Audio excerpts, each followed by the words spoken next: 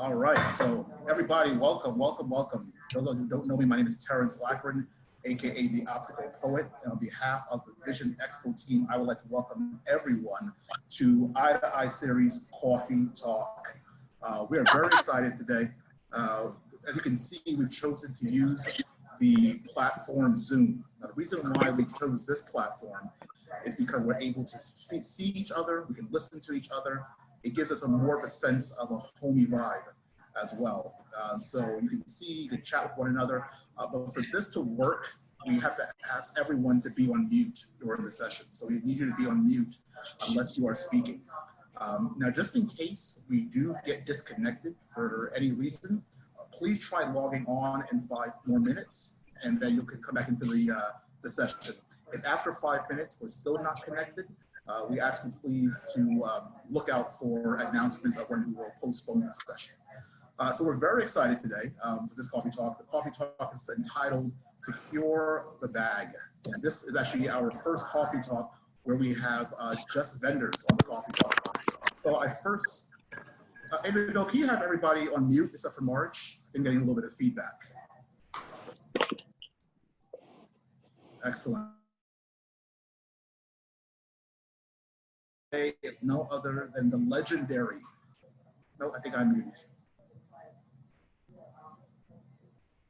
All right, let's try that again. So very excited to have our moderator today. Our moderator is none other than the legendary Marge Axelrad. Marge Axelrad is the Senior Vice President and Editorial Director of Vision Monday and V-Mail. Marge, how are you? I am so great. I'm happy to be here. Marge, I am like, it's honestly, it's an honor to have you involved in moderating the session. So thank you so much as well.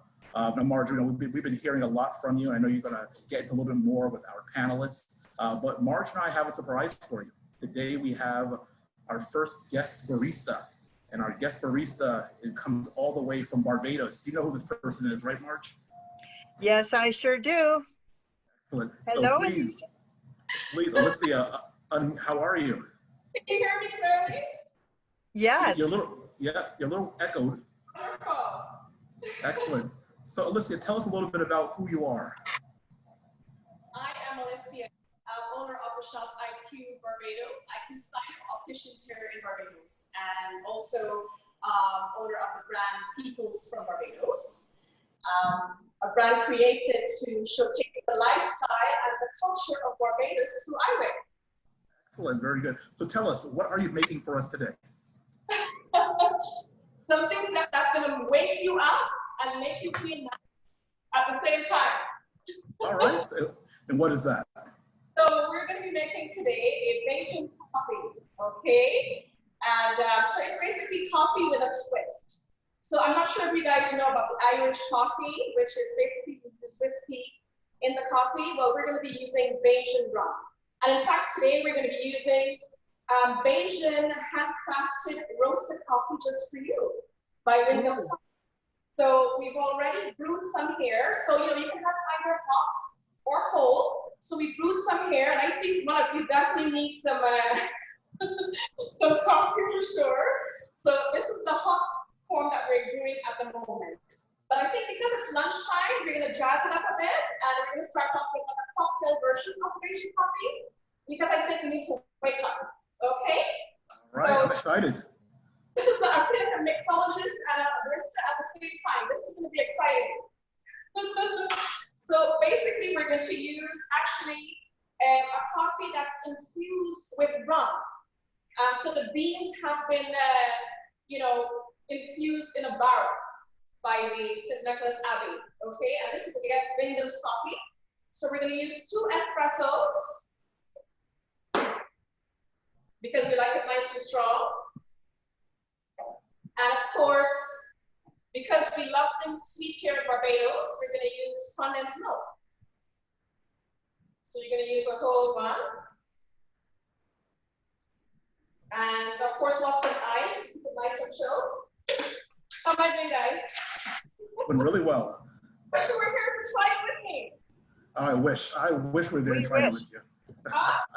Marge, are you ready for this? Well, you know, I think we need Terrence to deliver all of us some of those beans immediately.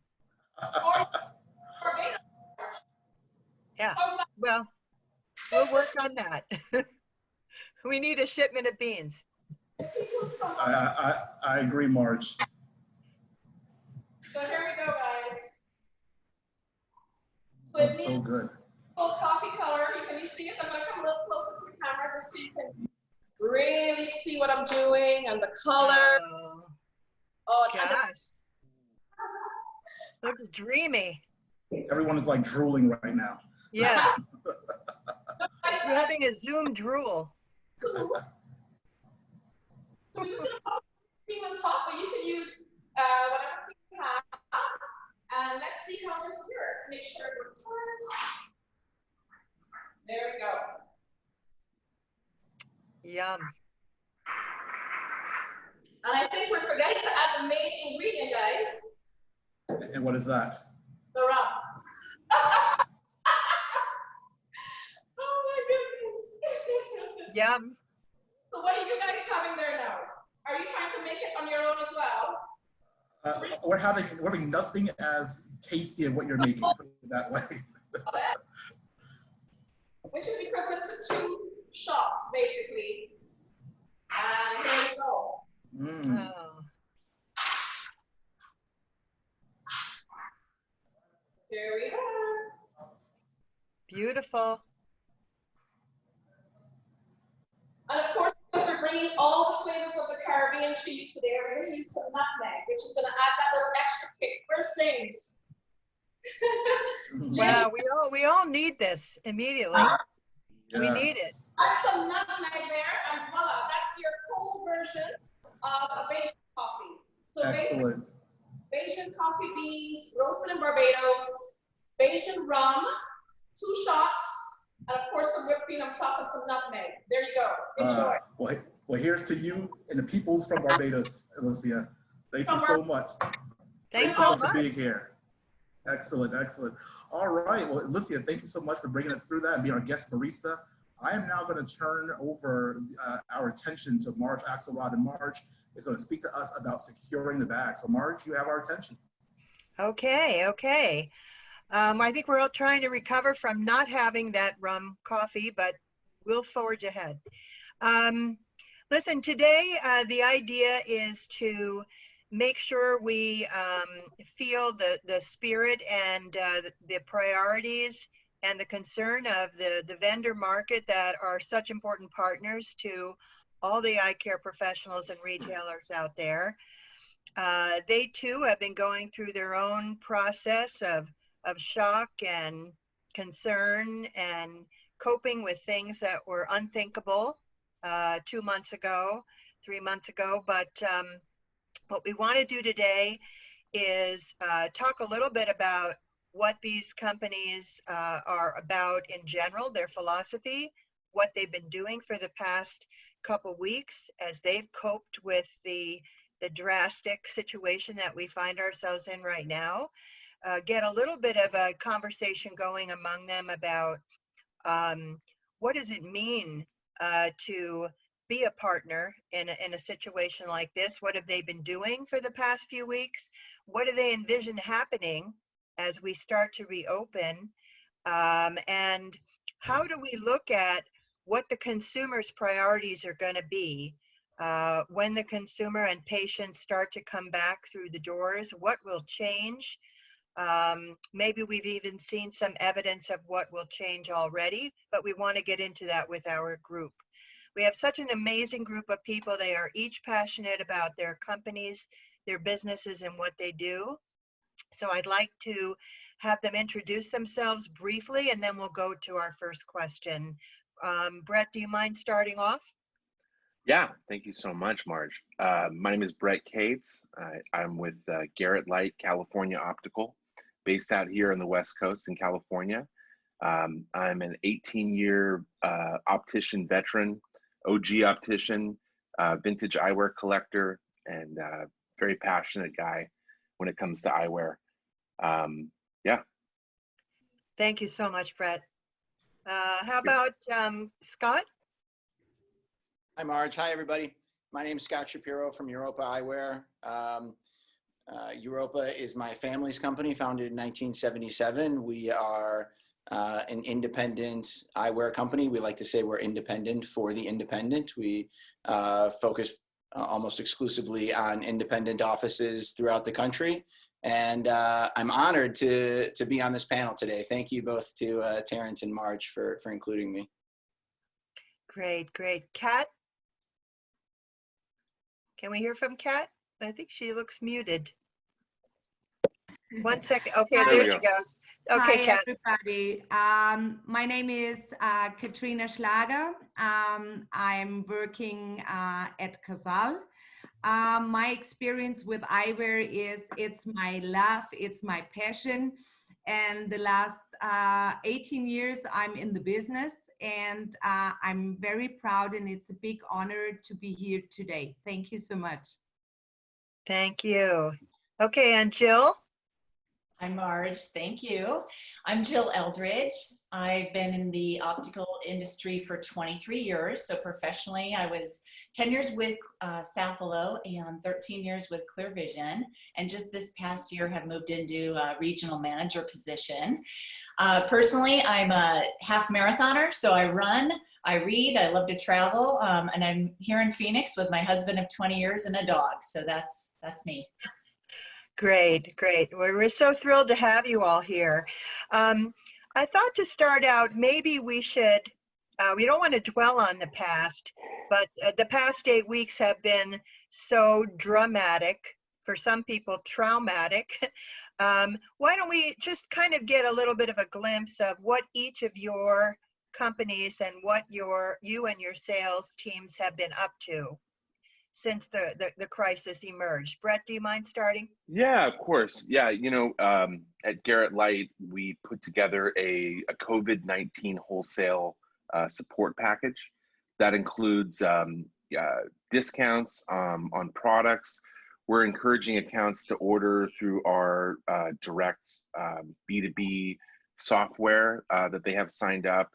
We're offering extended terms to accounts to help them out at this time. And at the same time, our Los Angeles and Amsterdam offices are obviously running at limited capacity. Our warehouses are open with a very small skeleton crew. And of course, most employees for Garrett Leight are working from home. For our stores, we are obeying the stay-at-home orders in both New York and California. Our Austin store has reopened, but only for curbside pickup and by appointment only. We're going to remain cautious for now until things kind of smooth out. Mm-hmm. But yeah, we definitely had to put something together to help people during this time. There's been a lot of optometrists and independent opticians that we work with that have been closed up until this point. But I'm very optimistic about the future, and I'm hearing now that optometrists in California are returning to work as of today. So I think it's a time that things are becoming more optimistic, especially this. You know, it's an essential service, and at Garrett Leight, we're committed to just being there for people right now because it really counts right now. Yeah, it does. Scott, want to talk a little bit about Europa and State? Sure. So, I think for a lot of companies, I've had the privilege of talking to a lot of other people who are in positions similar to mine, people who run or work at companies similar to our size, and that focus on the same customer base that we do, independent 3Os. And, it's shocking to me, maybe it shouldn't be shocking. It's amazing to me how similar all of our organizations are. And when something like this happens, it really puts that into perspective. And so, for us, and I think this is true for most of our peers too, like this is, I don't mean to sound like a cliche, but it puts things, it forces you to focus on your priorities. And so, this all happened so quickly in that first week after sort of dealing with the just shock and fog of what was happening. We had to basically focus on 3 priorities. And so our first priority had to be, how is Europa going to get through this? How are we going to make it through this? What do we absolutely have to do to make sure that we're here, not just in 2-3 months, but next year and beyond? Number two, how's our team going to make it through this? How can we set up a plan to make sure that it's not going to be painless, but as painless as it possibly can be? And then finally, and this is in no particular order, what can we do to help support our customers? Because we know that the vast majority of them are independent businesses as well, and they're going through exactly the same thing that we are. And, in talking to them, again, the similarities are extraordinary. Whether you are a company of 250 people or you're a company of 5 people, we all have almost exactly the same fears and concerns. And so what we've tried to do to focus on that last part particularly is to make sure that we collectively as a team are available to our customers all the time. So, our company in Illinois is still an essential business. So we've had our headquarters open throughout the whole process on a much more reduced team, but totally available. And then we've tried to do everything we can to, remove as much fear and doubt as we could from our sales team as well, our external team, so that they could be available and ready for any needs of their customers throughout this process and still today. So, we know that buying is probably not very high on the priorities. As a matter of fact, we have numbers to prove that. But it's not necessarily it's not about selling, right? It's about contacting your customers and finding out, first of all, just how are you doing, right? Like, how's your family? Are you guys okay? And then also, what are your plans? What is your strategy? And just trying to get as much information as we can and letting them know that we're available to them to help them in any way we possibly can. Right. Okay. Kat, from Austria, I believe. Why don't you tell us a little bit? You work with accounts in the U.S. Through 2 long-standing relationships. Maybe you can work that in too. Yeah. Well, on the one hand, I have the view from Europe, which is we start a few hours before.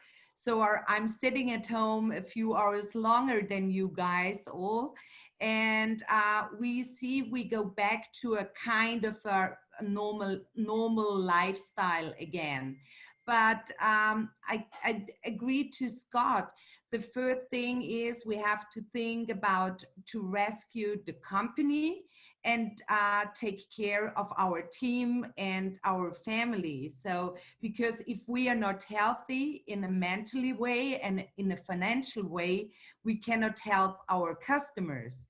So we have to secure our team, protect them and look what's the plan for our company.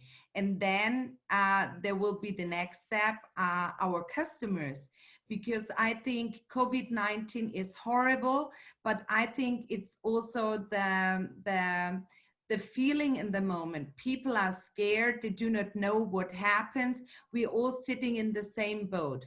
And we just will see when the reopening is taking place how different people will react, because there will be people, they will be more scared, and there will be people they don't care about, And I think what I learned out of this last weeks was I get more in touch with people. I was talking so much in Zoom calls, and I think that's the good thing, because you're talking a lot.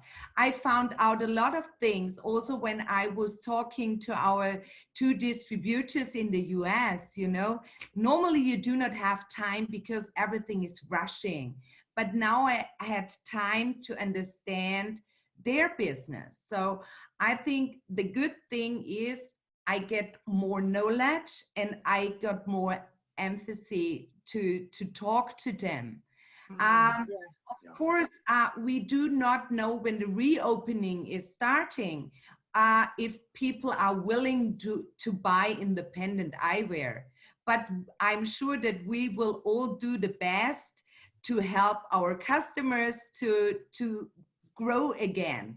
It's like a war. It's our first war. We all in an age, we didn't know how it feels, but this is a war. And I think, as we can see from the past, if we work together, we can grow and be stronger than before. Yeah, great messages. Thank you so much. Awesome. Awesome. Jill, from the vantage point of ClearVision, family company, long history as well. You bet. In fact, before I hopped on this call, we were on Zoom with the company celebrating Fred Friedfeld, our founder, for Founders Day. And all these things that the three panelists have just talked about, resiliency, innovation, these are the things that are going to get us through challenging times, as we've seen in the past, right? Things that we've been doing at ClearVision. We've been working with our sales force daily. We've been training in a good way, meaning it's helping our psyche. It's helping us stay uplifted and encouraged. We're staying respectfully engaged with our account base. And to Scott's point, hey, how are you? That's what the call was, a month ago, just the check-in, the pulse, how are you? And of course that's developed and that's modified over the last couple of weeks, but some accounts have said they haven't heard from anyone, not many reps. So again, it's just a time to really be human, check in on people, see how they are, their family, their practice. So as far as, David brought up on our call, Fred would say, the golden rule isn't to treat everybody the way you want to be treated. It's treat people the way they want to be treated. So we have also come up with a great resource center for the industry that's updated weekly. A couple times a week it's mailed out to our account base. There's a guidebook on reopening. So our marketing team has done a great job. So from all vantage points at ClearVision, yes, we're based on Long Island. So we're in a pretty severe lockdown there, but we're doing the most we can, the best we can. We're here for our customers. We know, again, being resilient, being adaptable, flexible, we're going to come through this. And I think how consumers respond will be the barometer. If they feel safe and if they feel it's an okay thing to go into practices, that's going to be great for all of us. The new rules of engagement. How do we walk into doors? What PPE is needed? And again, I think this is a case-by-case basis. There's not a one-size-fits-all for every state, every practice, every doctor. So again, we just have to respectfully be aware of what the need is. And then again, for yourself, right? The health of all of us, as we're walking in, we're going to be on the front lines and we need to be protecting ourselves and our families as well. So there's a lot of things we've been talking about, Marge, but it's all these similar themes that we've just been hearing. Yeah, they come through, and the conversations that we and our colleagues at 2020 have been having in the market for the past several weeks reflect what you said. One of the things I wanted to ask you all is, before this happened, before COVID, VC, that's what we call it, it was starting to evolve that the most successful suppliers and sales reps out there were the ones who really did listen to their customers. They were consultants before they were selling things. What have accounts been telling you? Let's take the last week and this week of the ones you've spoken to, the ones that are taking tentative steps to reopen. What seem to be their priorities in their discussions with you? Brett? Yeah, I was going to say, half the accounts that I talk to right now in California are open. The priority for them is obviously to get the exams back on the books because there's been a big lag in exams. From what I've heard from a few optometrists, some of them are booked because everyone is trying to use insurance. And so the main priority that we're trying to do at Garrett Leight is give them all the tools that they need to be able to place orders, to be able to communicate. And this thing has really brought us a lot closer to our accounts. the same way. And the same thing with our team. I mean, we're talking every week on Zoom. We're seeing each other's faces, and it wasn't like that before. And as reps, you know, the priority obviously is not to get on the road, to stay off the road right now, and to figure out ways to get around it.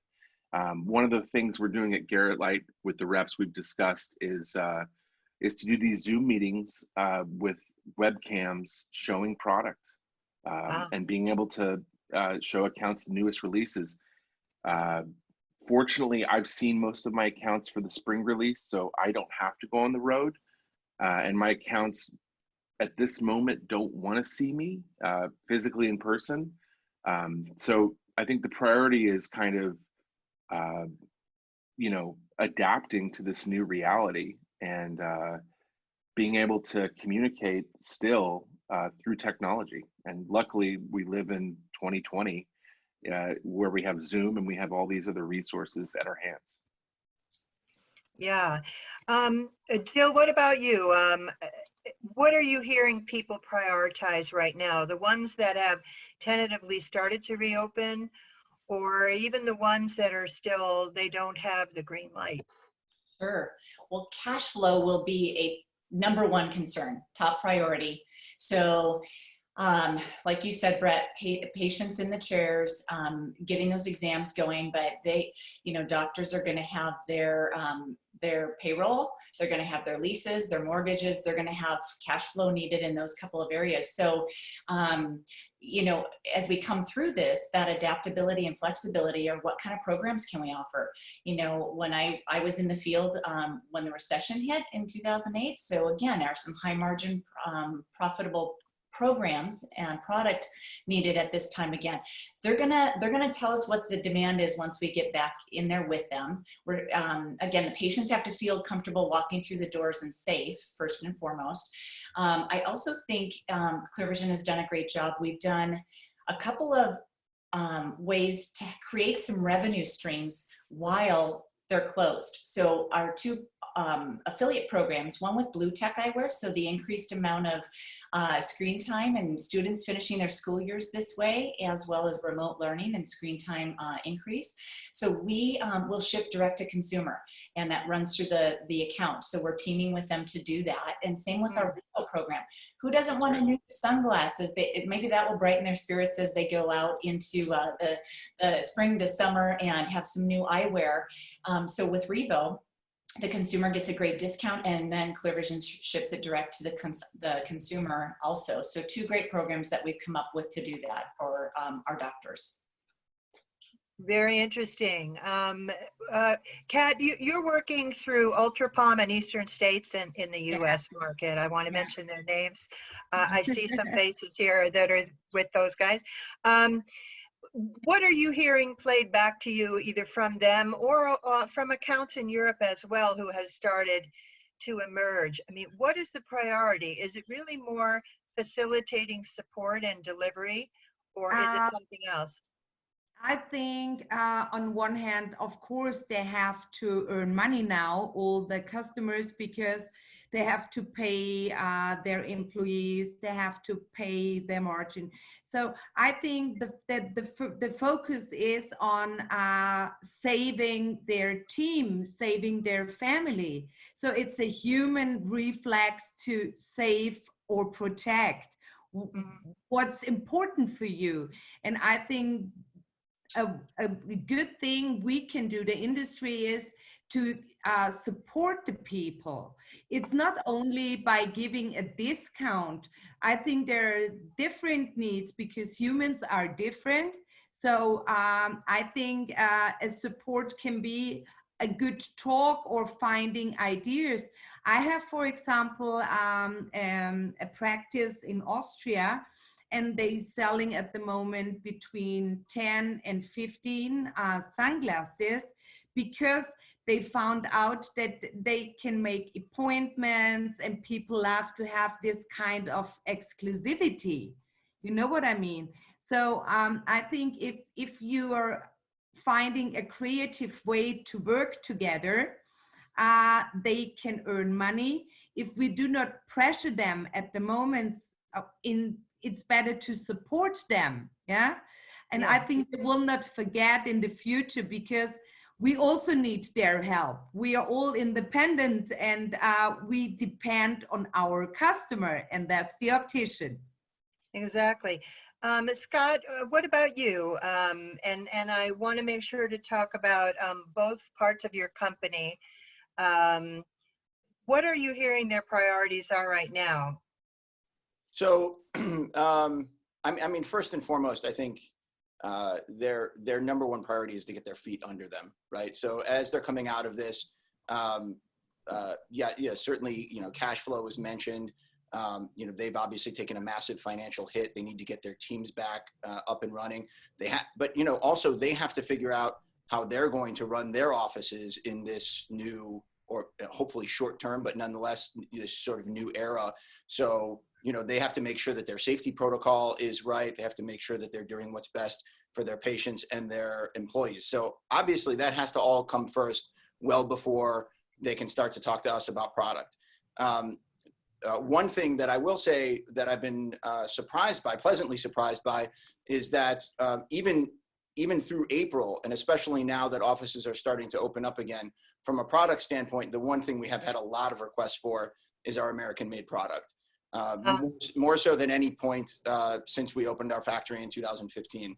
And I think, you know, I suppose the reasons for that are varied. There might be some political reasons, but I think part of it also is that, you know, it's sort of that, again, that sort of reprioritizing and reevaluating of what's important. And I think a lot of our, based on conversations that I've had with our customers, a lot of them, you know, there's this sort of, I think, national feeling that you need to support your neighbors and your community. And in this case, for the sake of this conversation, especially, you know, independent businesses. And so I think Made in America and our factory sort of fits sort of perfectly into that feeling as well. Yeah, very interesting. I guess in terms of that too, what are some of the, we're sensing that people are open to more technologies, just like we're all on this Zoom call, or patients are looking for things to be delivered directly to them. Do you think any of these things, virtual demonstrations, delivery to the patient, even shipping directly to the patient with the help of the account, are these likely to last when we emerge from this crisis, do you feel? I was going to just jump in really quick about that. Were you asking me? Or yeah, ask go for it. Okay.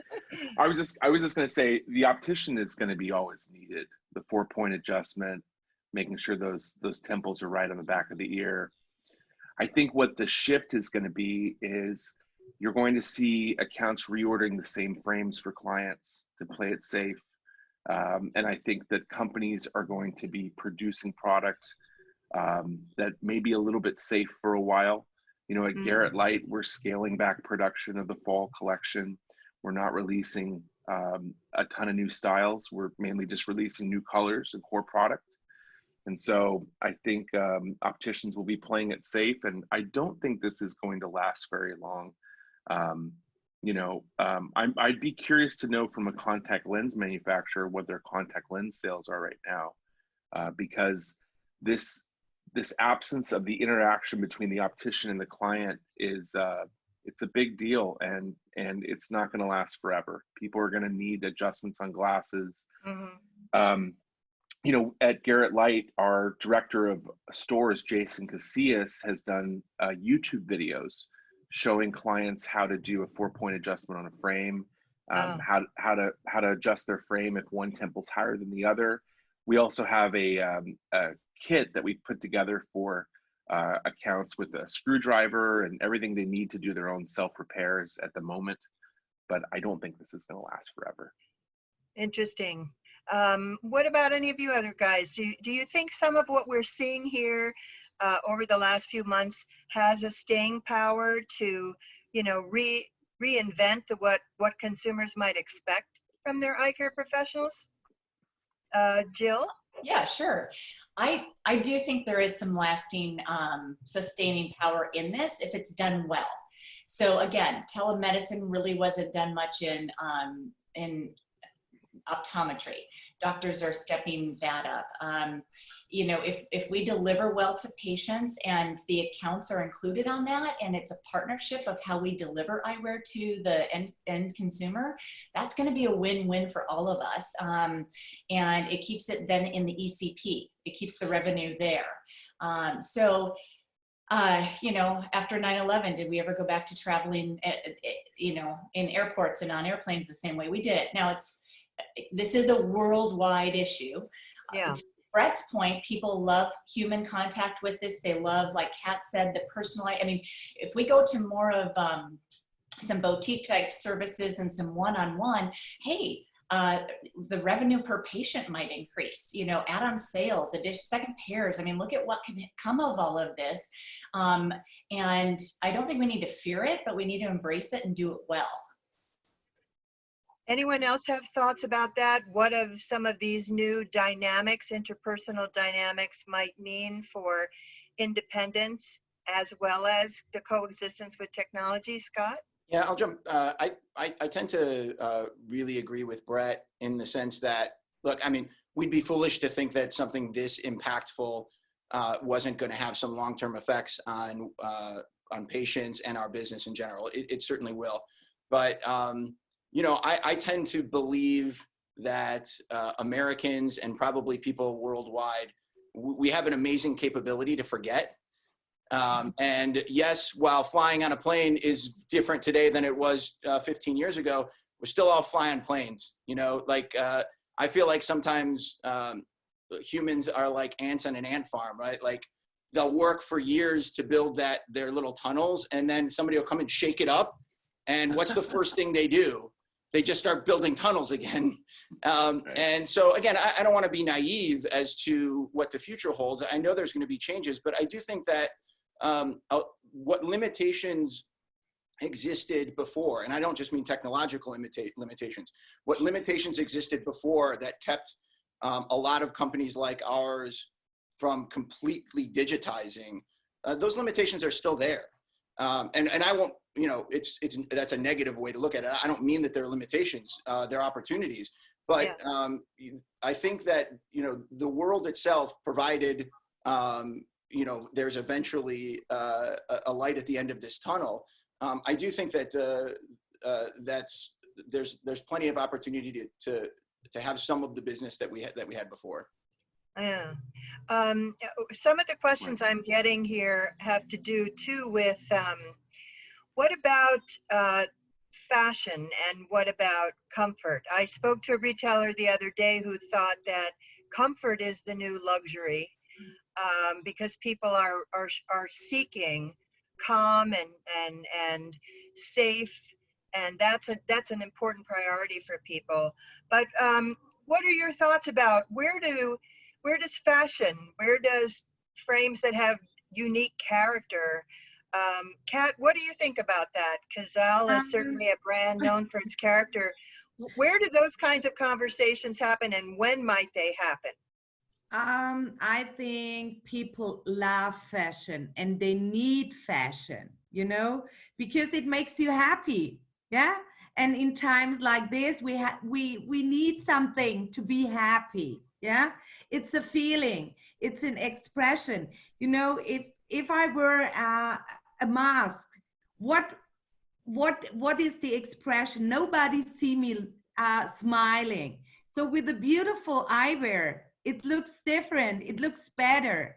So I think fashion is very important. It's really important. Maybe people change a little bit, and it doesn't will be so quick. One collection, another collection, blah blah blah, because we were too fast, and now we have to slow down a little bit. But I think fashion will be important and is important for our well-being.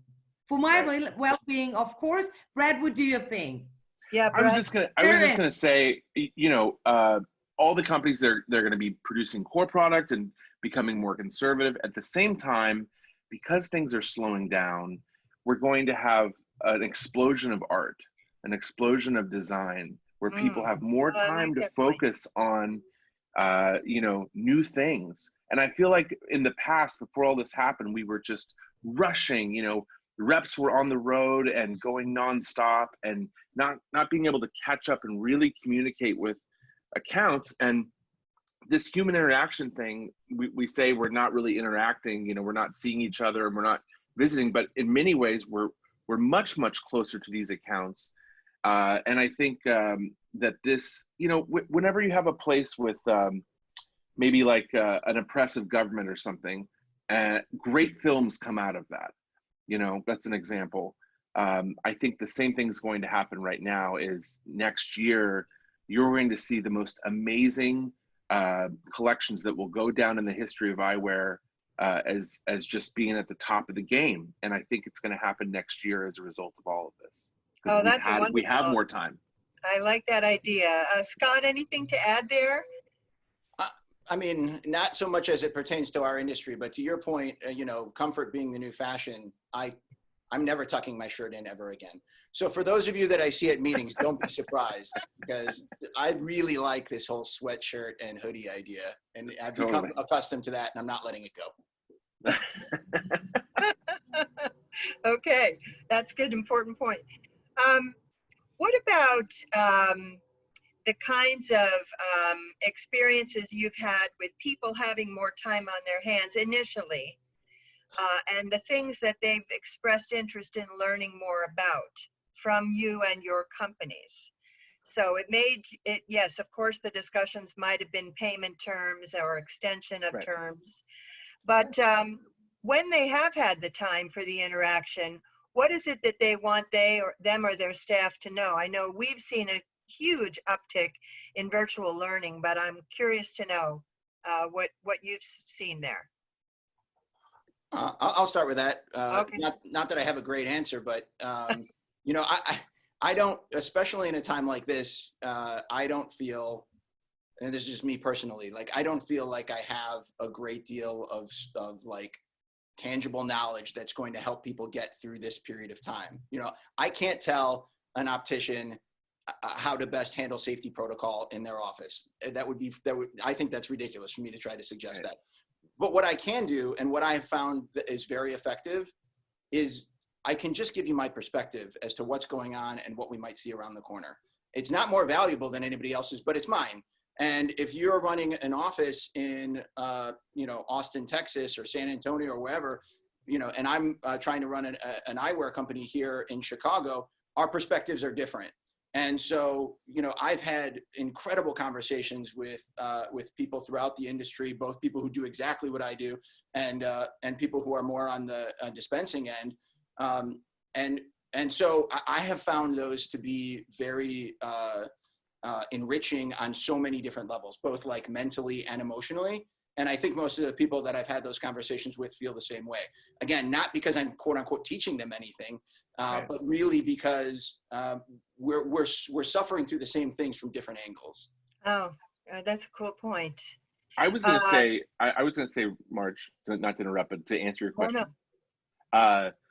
So accounts have asked me, you know, how can we grow our business right now? What tools do we need? You know, how can we do this? And there's a couple things. One is e-commerce.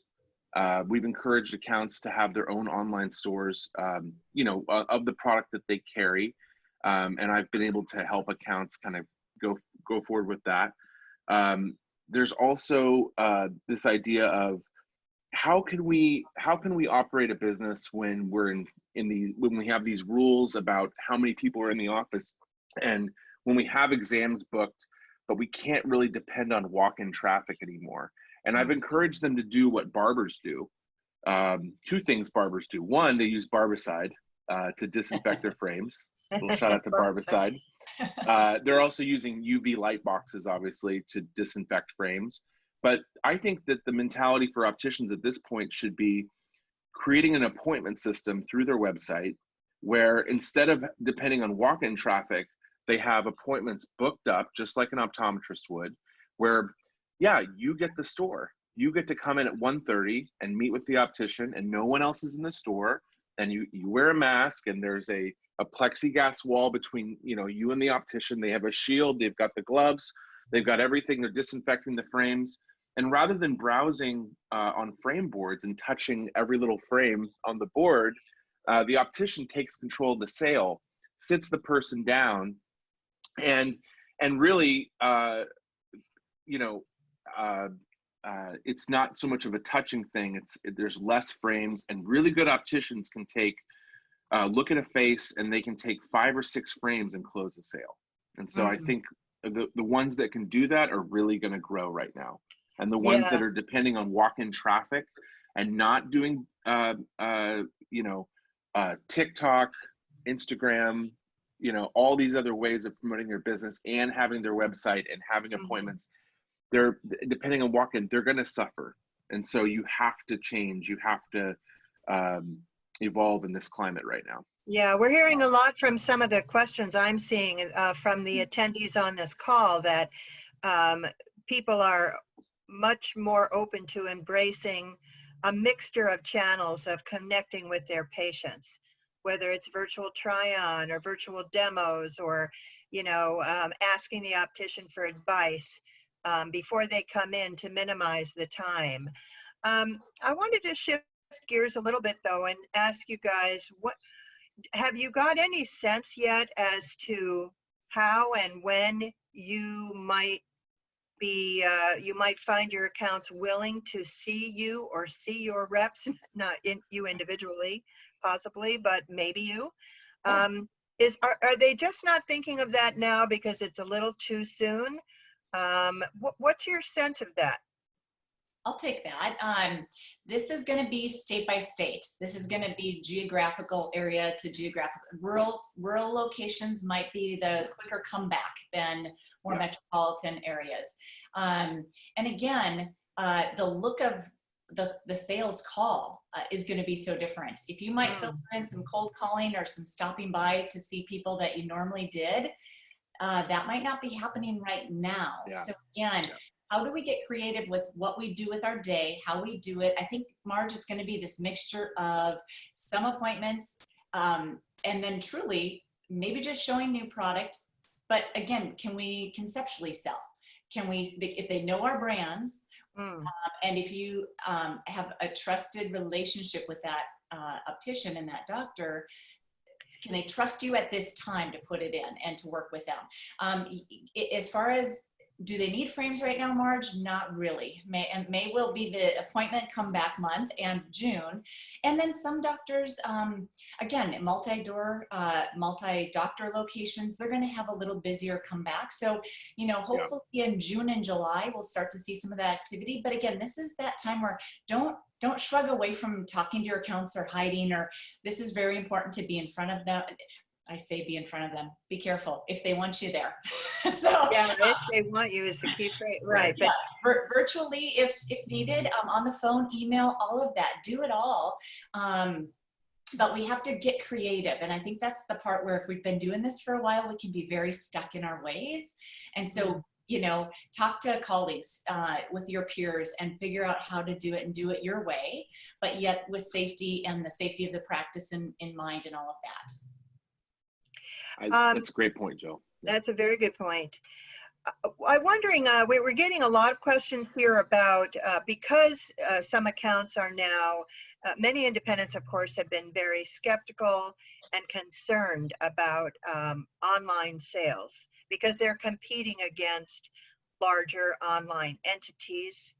But as they start to explore what it's like to have an online option or capability with their own patients as a way of selling deeper and more, what does that mean in terms of your own policies? I don't know if you can speak to that yet. It's a little early to talk about a policy, but what about working with your accounts to make it easier for them to sell product directly or ship directly? Have you each grappled with that yet, or it hasn't come up yet? So we have with 2 brands right now, with the Blue Tech, again, so a blue light, protecting frame and lens, and then Revo eyewear. So we've done it with 2, and again, it's controlled by the doctor. It's an email that goes out to their patient base, but it's in conjunction with us. So we can email that catalog to the customer. Who doesn't love shopping online? Who isn't shopping? Right. If you look at your credit card statements right now, how much of it's Amazon? You know, how much of it's any other store right now, right? So people love this experience and shopping this way. We know, to Scott's point, it's not going to stay permanent, and what's the percent that comes back to doing it the traditional way? It'll be high. But what do we do in the meantime? And then what can we help doctors do to, like you said, Marge, kind of counterbalance what happens online, where we feel like they're skirted and business is done around them instead. And that's been the traditional view, yeah. But now that people are seeing more options or have time to check out more options, it may end up as a permanent part of life. Scott, you had some thoughts about that? Yeah, well, so, you know, I mentioned before that what was imperfect about those systems before is going to be imperfect about those systems now. And that, unfortunately, is a reality. So, you know, I think, and I'm sure this is true for everyone else on this panel and most other companies like ours too. Certainly, we don't want to stand in the way of our customers wanting to take advantage of technology and selling our products through new channels. So we will support them in doing that. But it's also essential that we come up with policies so that one customer is not stepping on another customer's toes, right? That's where a good point. All of a sudden, you know, one brick and mortar in Des Moines, Iowa is all of a sudden now a universal marketplace. So we have to be very careful about the way we set up our parameters and our policies.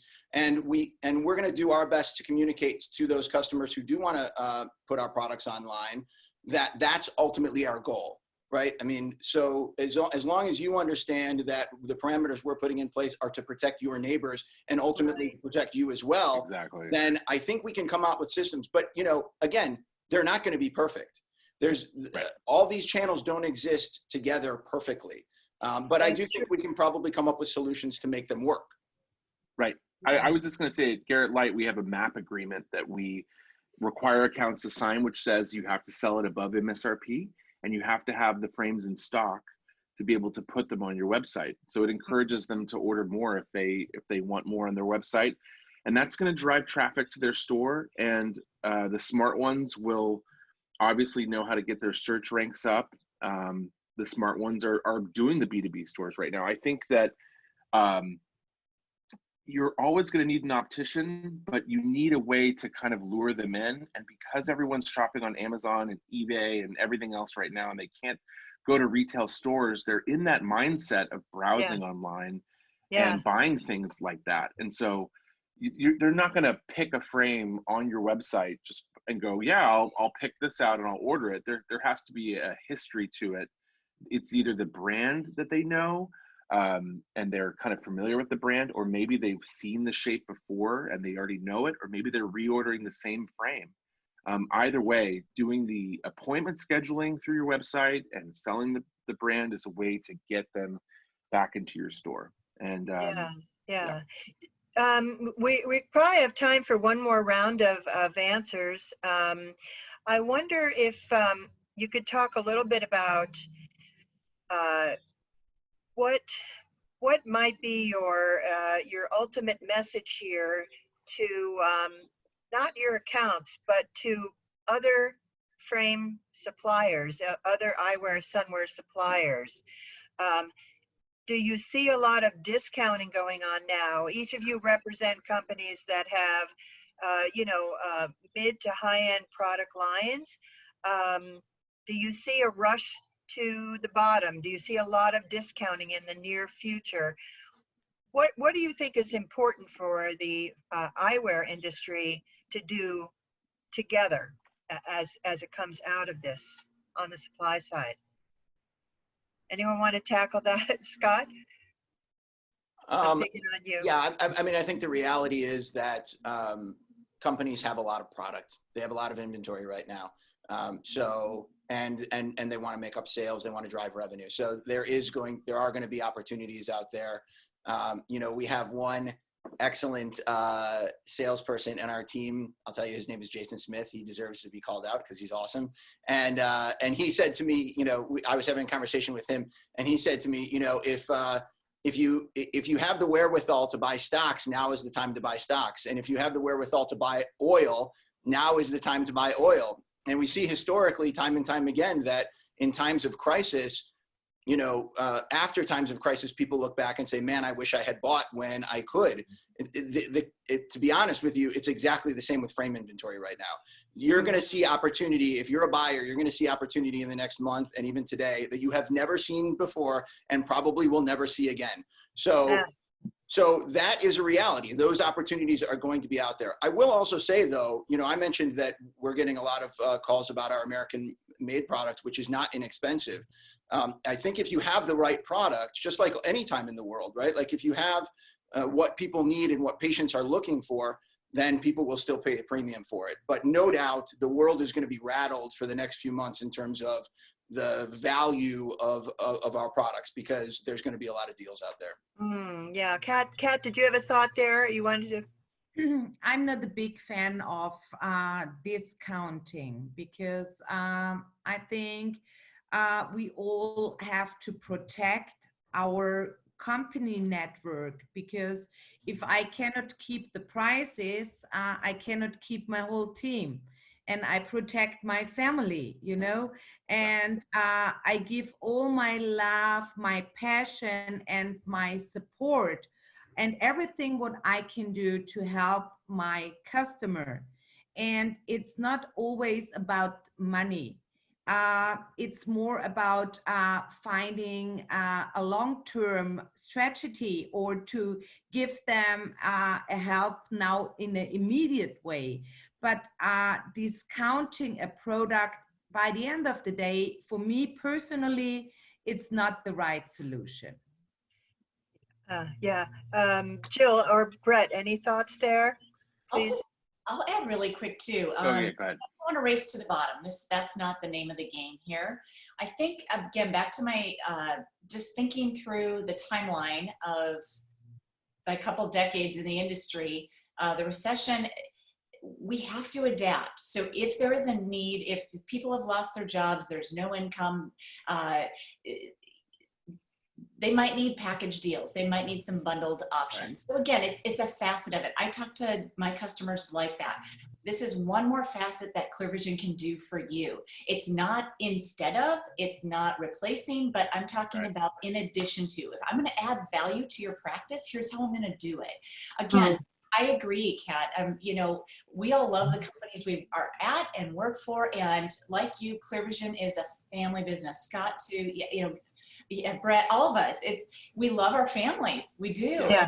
Passionate about them, and we want the best for them. So I think it's responding to the market and what people need. Again, the comeback was great after the recession, and people were buying high-end eyewear again, and continue to do it. But again, everybody's in a different spot. Some are still working, maybe not unemployed, want to have a new fabulous eyewear, new look for this year. So again, it's going to be a mixed bag this time, but it's we will be resilient. We can do it together. I think supporting each other is going to be the key.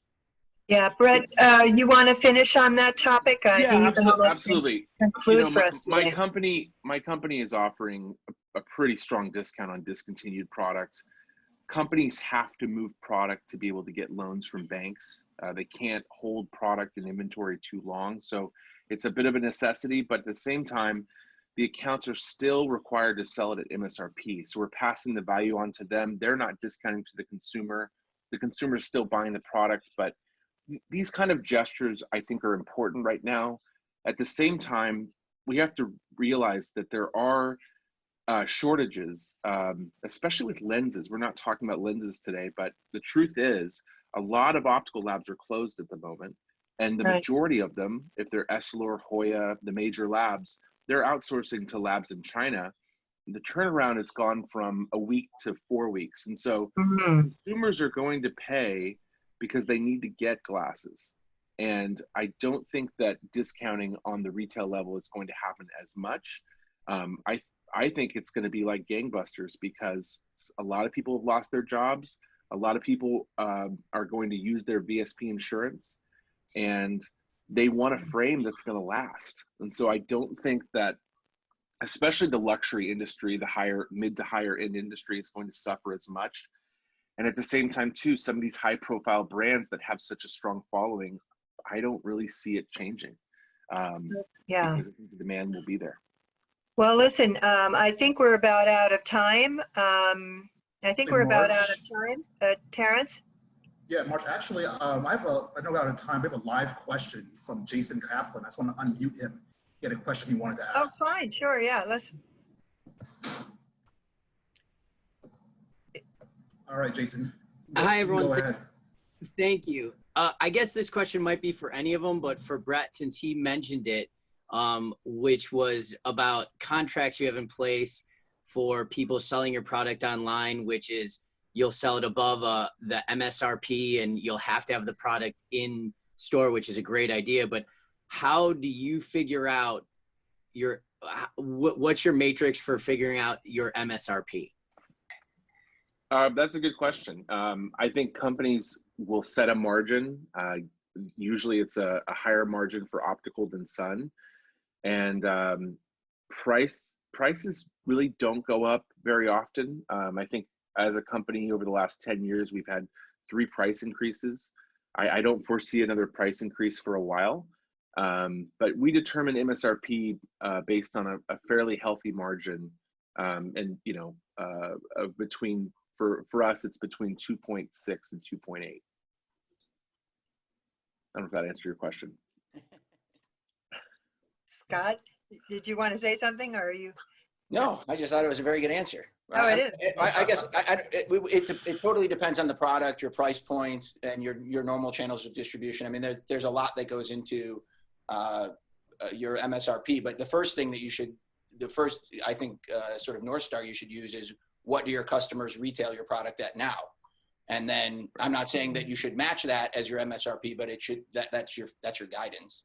Well, you're leading me to one idea we can maybe use as the final question is, do you think that the definitions of what brands mean to people will change as a result of this crisis? Do you think that people will ascribe different values to brands? Or what is important for brands and companies to keep in mind now so that they don't lose all the equity in the brands that they've built up? I was going to say stories are important, and social media is more important than ever. Great. Because everyone is on it nonstop. And those companies that are really focusing on that, I think, are thriving. The companies that can tell a really clear and concise story, those are the ones I think that are going to do well, because people have more time to look up and read about these companies. And I think people are being more conscious with their decisions rather than just making an impulsive walk by buy. It's a much more thought out process. They have more time to think about these things. And especially if they're struggling financially, they're going to make a decision that is going to be a long-term thing. They're going to wear a pair of glasses for 2 years, and decisions are more important these days. So stories are important. Very great point. Anyone else have anything to add on that? No? Okay. Terrence? Oh, sorry, Kat, I cut you off. Sorry, Marge. I totally agree to that what Brad said. I think all the passionate companies where people feel the spirit behind, and they see the real spirit and the vision, they will buy this kind of product. And I think people in the US, they are very nationality, and they are helping each other. And Cazal is not an US based company, but with our distributors, I think we are like adapted to the mentality and also to the lifestyle very well. And I'm sure we will all survive. We will be different, but maybe we can take the time and learn something and go out with something with a good base for the next decade. Well, listen, thank you, everybody. What a great discussion. We could go on for a long time. Terrence? No, Marge, thank you. You did an excellent job facilitating that discussion, and Thank you all. This was very enlightening because all of our talks have been so based on the retailer side. It was nice to have the vendors here showing that partnership. So thank you all for coming. Thank you all for sharing your secret sauce. I don't know if you can see my screen real quick. I see this polls in the middle. So as you guys know, with Eye to Eye series, we also have our second Eye to Eye series session, which is called Happy Hour, which takes place every Friday at 4:15. So this week's Happy Hour will be brought to you and moderated no other than our big brother, James Spina, editor-in-chief of 2020 magazine. And he will be talking on the topic of independence at the creative edge. Some of his panelists will be Gay Garardi from LAI Works, Jeff Press from Morgenthau Frederick, Nada Vucic from Bruce Eyewear, as well as Siobhan Burns, who will be coming in from the Eyeglass in Connecticut. I also want to let you know that in a few weeks, we will be having our second next generation of retail speed dating event. Last week, we had Wendy Sally from Sally Opticians in Atlanta. And a week from Friday, we will be having the man himself, Todd Rogers, who's on the Zoom call right now. And he will be, great guy, isn't he? Great guy. And he will be serving as a mentor to new retailers, as well as future retailers. And you'll get an opportunity to ask him questions. But in order to do this, you have to apply to be a mentee. So in about an hour, you can go to my Instagram page at The Optical Poet. You can go to my stories, and there will be a link to an application which you can apply to go on a date with Todd Rogers. And Brett, you're not eligible, Brett, for that date. So I want to thank you all for attending. I asked that question too. You too, Marge. Yeah, we all want to date Todd Rogers. But I want to thank everybody for attending. Marge, thank you. Brett, thank you. Scott, Kat, Jill, we thank you so much. And also our attendees. We had so many people here today. Thank you, the Shire family from Eastern States. Thank you, Nico from State. Thank you, Garrett Leight himself, who was on. We thank you those from ClearVision, Mylene from Montreal, Dr. Solani from Beverly Hills, Lagos, Nigeria, Madrid, so many different countries and states. So we are signing off right now. So that concludes Coffee Talk, and we will see you Friday at Happy Hour, 4:15 Eastern. Toasting to you, Alicia. Thank you. Oh yes, we have to thank you, our guest, our celebrity guest barista, Alicia from Barbados. Thank you, Alicia. Bye. That was really good, guys. That was awesome. That was really, really good. Good. Alicia, you killed it. I'm slightly tipsy. Alicia, I want one of those. I'm telling you, seriously, we all want one. Yeah, no doubt. Alicia, I started this thing with the worst. By the way, I started this thing with the worst migraine, and now it's gone. No. Now I'm good. No. Good to go. Oh man. Did you have one of those Bayesian coffees, Brett, and it took away the migraine? I had the venti black coffee. Excellent. Hey, Alicia, can you send me the recipe? And I'll go ahead and post it on our social media. Wonderful. Guys, it was a pleasure. Thank you. Thank you all so much. It was a pleasure. Thanks, True, real everybody. pleasure. Great job. Take care. Happy. All right, Thank you so guys. much. Thank you. Thank you so Thank you, much. Marge. Bye. Thank you, Terrence. Thank Love you guys. Oh, Stay love you too, Brett. healthy. Thank you. Bye. Bye Love bye. you humans. Guys. Bye. Bye. Oh, got a little visitor in the Thank background, you, Kat. Karen. Thank you, Kat. I appreciate it. I don't want to leave. I'm just going to stay till everyone leaves. I know. Well, Brett, we have 70 What's people up, still Raymond? here. What's up, Raymond Brill? Hey. I see you. I'm reading all the comments. I know. Alicia, your eyewear, isn't that piece called Bayesian coffee? Yes, it is. What? It is. Love it. Look at it. Do you see the layers? It represents that. So the acetate has been laminated to look just like a Bayesian coffee. That's awesome. So there's Barbados in every pair. You don't even have to come here. Put it on. So Brett, I'm telling you, in 2021, I'm planning a trip to Barbados for everybody. Dude, I'm down. You gotta come. I went there. I got my passport. Let's go. I went there a year ago, and Alicia had the Prime Minister sent her squad to Alicia's shop. Whoa. I am down. Oh, I love man, it. It was amazing. The only person that was missing was Rihanna. Yeah, we're having a 1920s party, so we're going to be featuring all the other brands as well, including yours, Garrett Leight as well, and LGR, and quite a few brands, Cazal. So we're gonna have Love some it. fun. Alicia, your shop is on my bucket list for shops to see in the world. I can't wait to see your shop someday. You gotta go see it, Brett. It is a masterpiece of a shop. Engage, engage, engage. We love it. Love it. You know? Yeah, that's what we.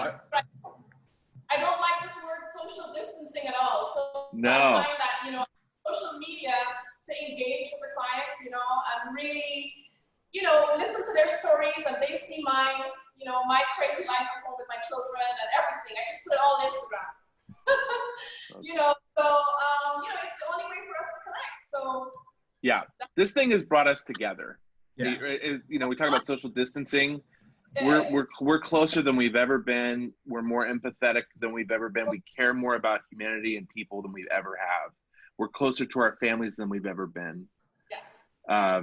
There is a positive thing that's happening from all of this, and I think it's making people go back and look at their life before this and say, I was really, really lucky, and I'm not going to take this stuff for granted ever again.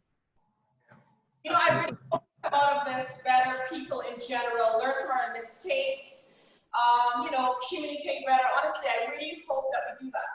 I mean, you know, and I'm going back 100 years to see how we did it in 1920s when we recovered from the war. Like, will it be like that when we recover from 2020? I mean, you know, is it going to be fabulous parties day and night? Who knows, right? Who knows? I can't wait to go to a party again and just dance my ass off. I cannot wait. Having one this weekend, a virtual party, 1920s. We're going to pretend 1920s. There you go. Love it. Hey, Nabil, do we have everything we need? Yep. All set?